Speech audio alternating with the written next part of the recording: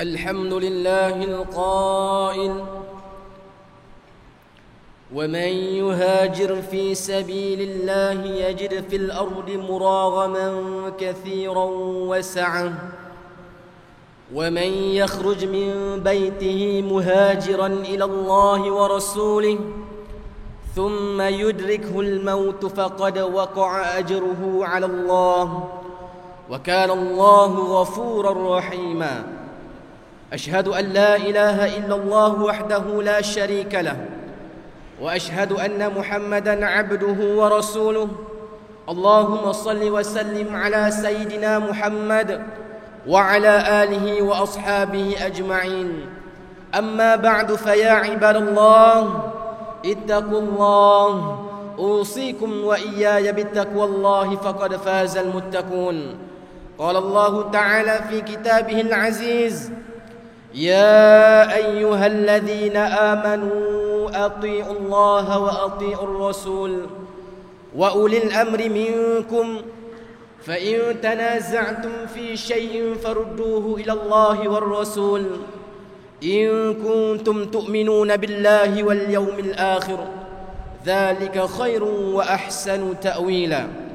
Bermaksud, wahai orang yang beriman, ta'alah kamu kepada Allah dan ta'alah kamu kepada Rasulullah dan kepada ulil amr, yakni orang yang berkuasa daripada kalangan kamu.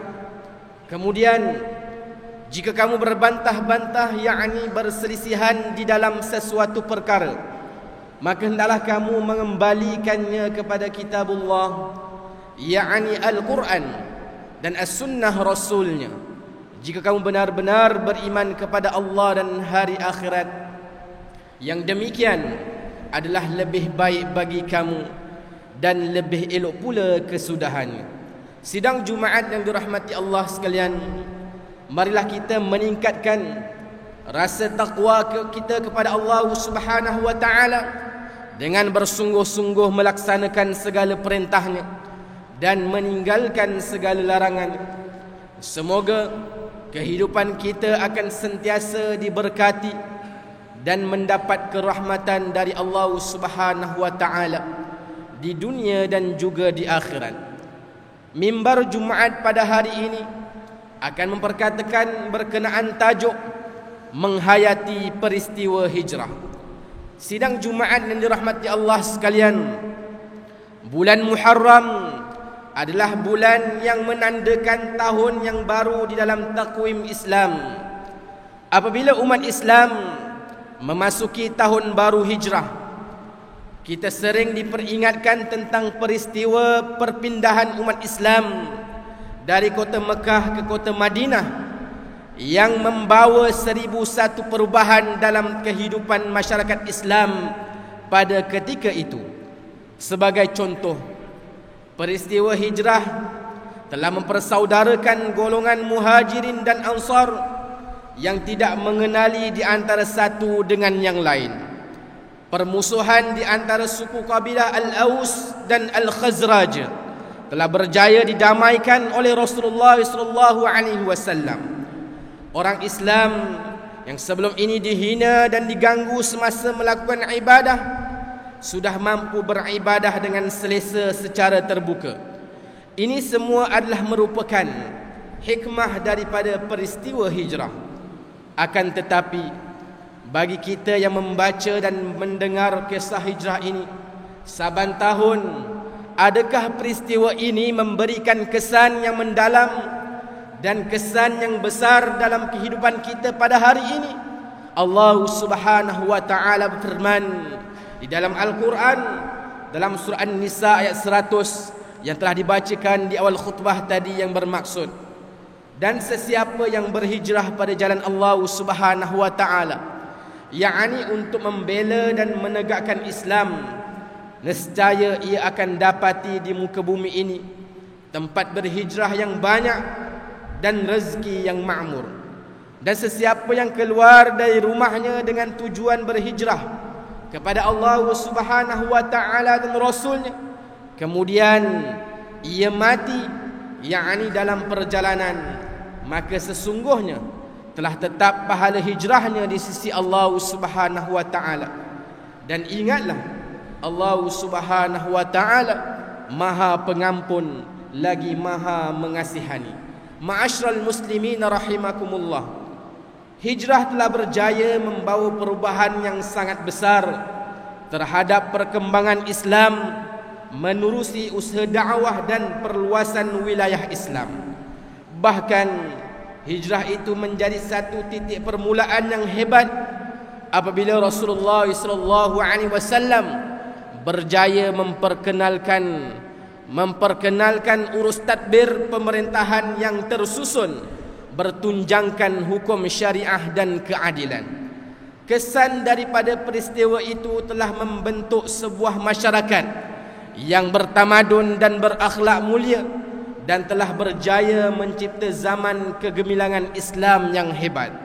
Hal inilah yang menyebabkan Sayyidina Umar ibn al-Khattab radhiyallahu anhu ketika menjadi khalifah, beliau telah memperkenalkan takwim Islam yang meletakkan peristiwa hijrah sebagai peristiwa yang penting bagi menandakan permulaan takwim umat Islam. Adalah menjadi satu tuntutan dalam Islam agar umatnya belajar dan mengambil iktibar daripada peristiwa hijrah ini.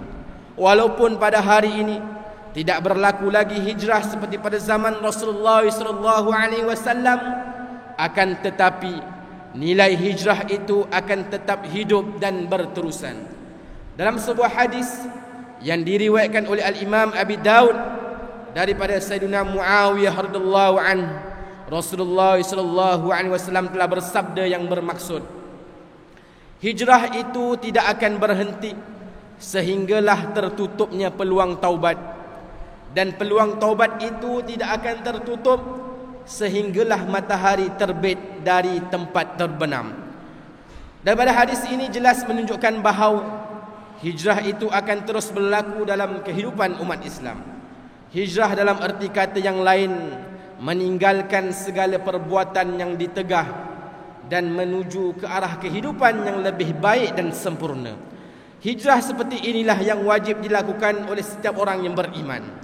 Sidang Jumaat yang dirahmati Allah sekalian, di antara penyebab manusia sukar untuk melakukan perubahan dalam diri adalah kerana hatinya yang sudah menjadi keras dan terlalu seronok dibelenggu dengan hawa nafsu. Tanda-tanda seseorang itu telah keras hati dan sukar untuk melakukan perubahan dalam diri ialah antaranya: pertama, hati merasa berat dan malas dalam melakukan kebaikan dan ketaatan kepada Allah Subhanahu wa taala. Ini dapat dilihat melalui semangat seseorang itu dalam beribadah. Mereka yang demikian ini amat berat untuk menunaikan salah, akan tetapi apabila diajak untuk ke majlis hiburan dan pesta yang melalaikan, mereka menjadi rajin dan cergas. Kedua, bertambah kecintaan terhadap dunia melebihi kecintaan terhadap kehidupan akhirat. Mereka yang sukar untuk berubah ini selalunya telah tertutup hatinya untuk mengingati kehidupan akhirat. Ingatlah bahawa kampung akhirat adalah kehidupan yang kekal untuk kita buat selama-lamanya. Maka menjadi tanggungjawab bagi orang-orang yang bijak itu untuk sentiasa memikirkan tentang bekalan yang akan dibawa pulang ke kampung akhirat nanti. Dalam Al-Quran, Allah Subhanahu wa taala firman menerusi surah Al-Hadid ayat 20 yang bermaksud, ketahuilah bahawa yang dikatakan kehidupan dunia itu tidak lain melainkan bawaan hidup yang berupa semata-mata permainan dan hiburan, yang melalaikan, serta perhiasan yang mengurang, juga bawaan hidup yang bertujuan bermegah-megah di antara kamu, dengan kelebihan, kekuatan dan bangsa keturunan, serta berlumba-lumba membanyakkan harta benda dan anak pinak. Ketiga, hati tidak terkesan apabila dibacakan Al-Quran atau mendengar firman Allah Subhanahu wa taala melalui terjemahannya. Mereka yang keras hatinya ini akal dan jiwanya seolah-olah seperti dihijab daripada rahmat Allah Subhanahu wa taala.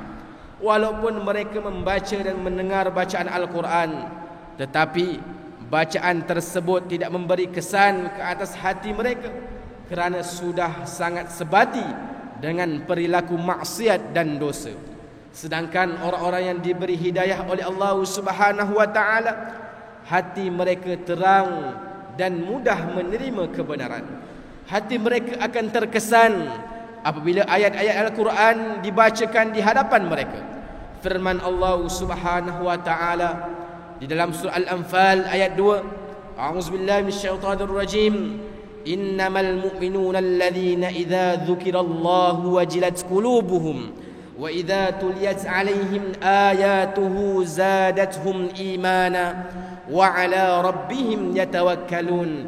Yang bermaksud sesungguhnya orang yang beriman itu, yakni yang sempurna imannya, ialah mereka yang apabila disebut yakni nama Allah dan sifat-sifatnya, gemetarlah hati mereka, dan apabila dibacakan kepada mereka ayat-ayatnya, menjadikan mereka bertambah iman, dan kepada Tuhan mereka jualah mereka berserah. Barakallahu li wa lakum bil Qur'anil azim wa nafa'ani wa iyyakum bima fihi minal ayati wadh-dhikril hakim wa taqabbala minni wa minkum tilawatahu innahu huwas samiul alim. Aqulu qawli hadha wa astaghfirullahal azim li wa lakum ولسائر المسلمين والمسلمات والمؤمنين والمؤمنات فاستغفروه فيا فوز المستغفرين ويا نجاة التائبين.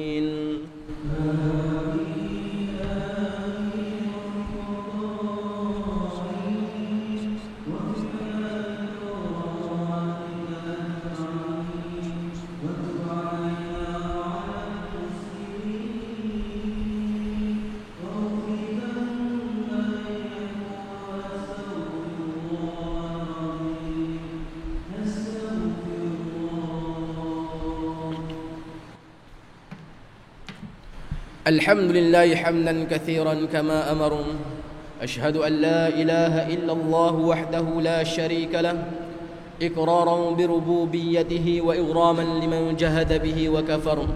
وأشهد أن سيدنا محمدا سيد البشر صلى الله وسلم على سيدنا محمد وعلى آله وصحبه ما اتصلت عين بنظر وأذن بخبر. أما بعد فيا عباد الله اتقوا الله فيما أمروا وانتهوا عما نهاكم عنه وزجر. Wahai hamba Allah, ingatlah bahawa dunia ini adalah tempat tumpangan untuk sementara. Akhirat jualah sebenar-benar tempat yang kekal untuk selama-lamanya.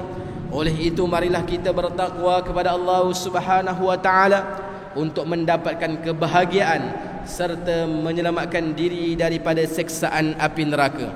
Allah Subhanahu wa taala berfirman dalam surah Al-Ahzab ayat ke-56, Innallaha wa malaikatahu yusalluna 'alan nabi ya ayyuhalladzina amanu sallu 'alaihi wa sallimu taslima. Bermaksud sesungguhnya Allah Subhanahu wa taala dan malaikatnya berselawat, yakni memberi segala penghormatan dan kebaikan kepada baginda Nabi Muhammad sallallahu alaihi wasallam. Wahai orang yang beriman, berselawatlah kamu kepadanya serta ucapkanlah salam sejahtera dengan penghormatan yang sepenuhnya.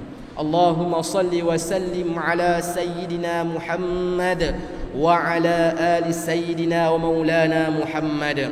Marilah kita bermohon kepada Allah Subhanahu wa taala, semoga Allah Subhanahu wa taala meridai khalifah Rasulullah sallallahu alaihi wasallam, yaitu Sayyidina Abu Bakar As-Siddiq radhiyallahu an, Sayyidina Umar bin Al-Khattab radhiyallahu an, Sayyidina Uthman bin Affan radhiyallahu an, dan Sayyidina Ali bin Abi Talib radhiyallahu an, dan sahabat-sahabat baginda yang sama-sama berjuang menegakkan agama Allah yang maha suci ini radhiyallahu anhum.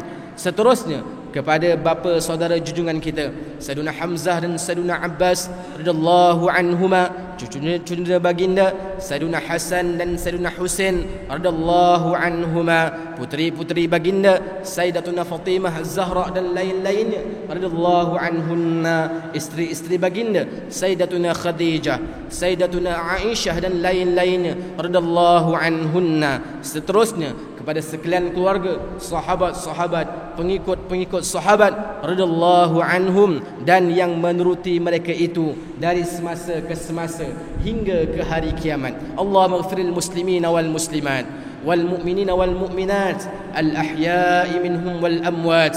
Ya Allah, ampunkanlah sekalian kaum muslimin dan muslimat, mukminin dan mukminat, sama ada yang masih hidup ataupun yang telah meninggal dunia. Ya Allah, peliharakanlah akidah kami yang berlandaskan akidah ahli sunnah wal jamaah, aliran al-asy'ariyah dan al-maturidiyah. Ya Allah, pelihara, lindungi, jauhi dan selamatkanlah apalah kiranya diri kami ini, zuriat keturunan kami, keluarga kami dan umat Islam keseluruhannya daripada apa jua balak dan bencana, wabak dan penyakit, segala mara bahaya, kesusahan dan keburukan. Ya Allah, kurniakan kemuliaan dan kesejahteraan kepada mereka yang berjihad dan menafkahkan hartanya ke jalan-Mu, seperti pembayar-pembayar zakat, puakaf-puakaf dan seumpamanya. Ya Allah, kurniakanlah taufik dan hidayah, kekuatan, kesejahteraan dan pertolongan kepada ketua-ketua negara Islam dan raja-rajanya, khasnya kepada Abdakal Haris Syariatik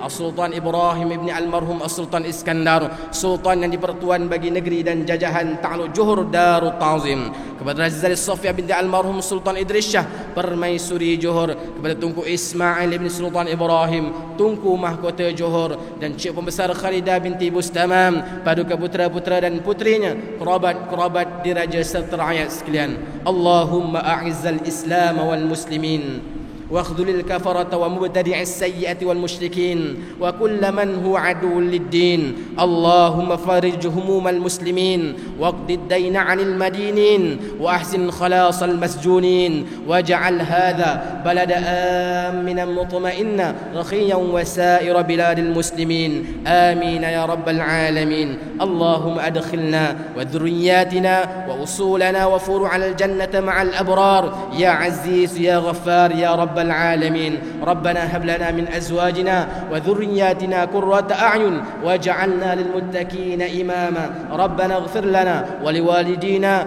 ولإخواننا الذين سبقونا بالإيمان ولا تجعل في قلوبنا غلا للذين آمنوا ربنا إنك رؤوف رحيم. ربنا آتنا في الدنيا حسنة وفي الآخرة حسنة وقنا عذاب النار والحمد لله رب العالمين. عباد الله، إن الله يأمر بالعدل والإحسان وإيتاء ذي القربى وينهى عن الفحشاء والمنكر والبغي يعظكم لعلكم تذكرون. فاذكروا الله العظيم يذكركم واشكروه على نعمه يزدكم ولذكر الله أكبر والله يعلم ما تصنعون. أقم الصلاة.